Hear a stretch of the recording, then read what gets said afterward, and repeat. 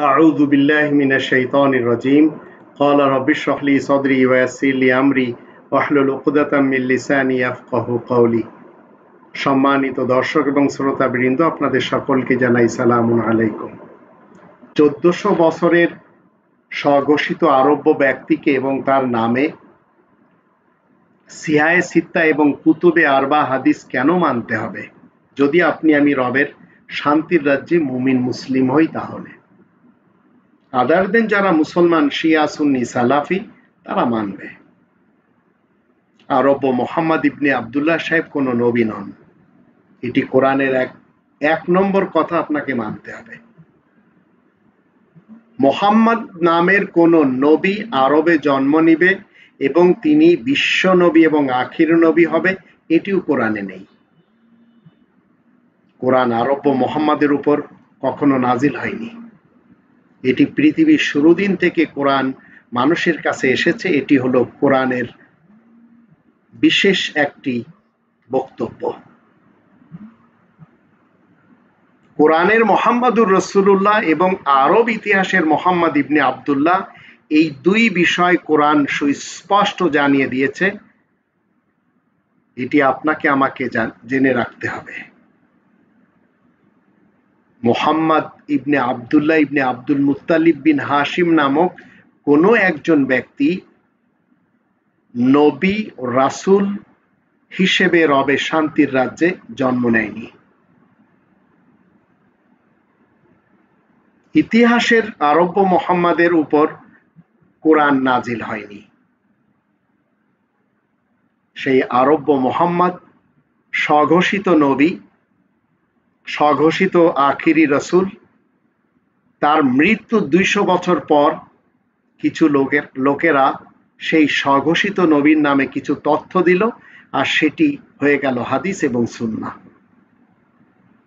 আর অশিক্ষিত মূর্খ মানুষ শিয়া সুন্নি সালাফি সমাজের কোরআন বাদ দিয়ে পালন করতে শুরু করলো সেই হাদিস, ফিকা, ফলসফা, ইজমা, কিয়াস এবং মতবাদ, শানে নুজুল, সিরাত আর তাফসির।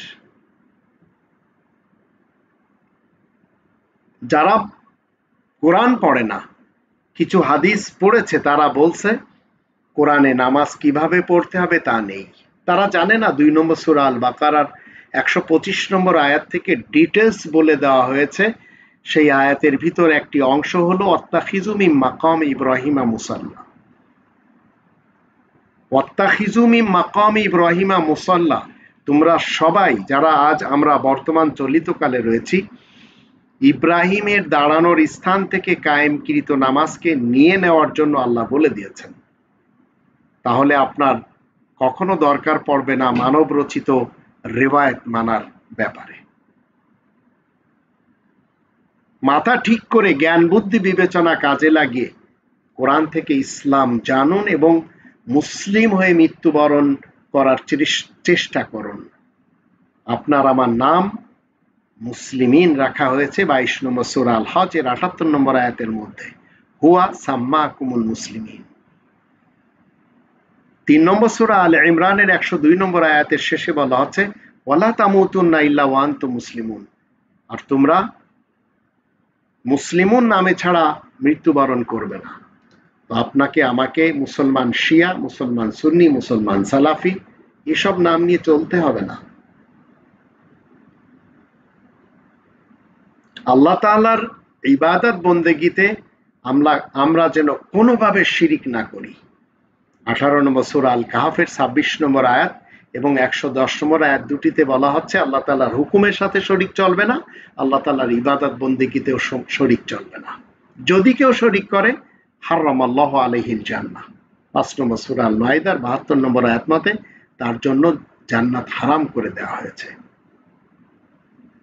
তো আল্লাহ রাব্বুল আলামিন যেটি কোরআনে বলে দিয়েছেন, ধর্মজীবী মৌলবী, পীর, হুজুর, বক্তা এবং ধর্মের খোয়াড়ের মুদাররিসিন তারা সেটি বলে না। আর তারা যেগুলি বলে সেগুলি কোরআন সাপোর্ট করে না। তাদের কাছে রয়েছে দলিল প্রমাণহীন আজগবি সব মিথ্যা রিবায়াত, আর সেই সব আজ মানুষ কি করছে, তুলে ধরছে ইসলামের নামে, অথচ ইসলাম কমপ্লিটলি রয়েছে কোরআনের ভিতরে। তাই 4 নম্বর সূরা নিসার 80 নম্বর আয়াতে বলা হচ্ছে,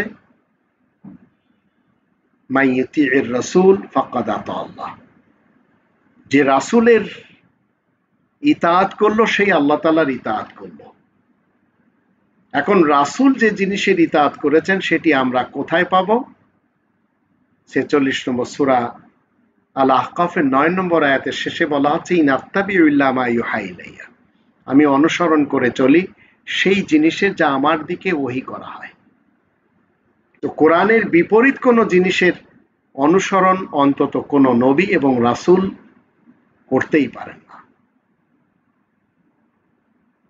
50 নম্বর সূরা কফের 45 নম্বর আয়াতের শেষে বলা হচ্ছে, ফাযাক্কির বিল কোরআন, কোরআনের সাথে উপদেশ দিবে, মান ইয়াখাফু ওয়াঈদ, যে আমার শাস্তি থেকে ভয় করে।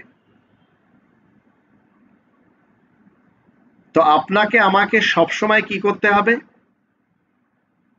আল্লাহ তাআলার বিধানের সাথে, কোরআনের বিধানের সাথে মানুষকে উপদেশ দিতে হবে।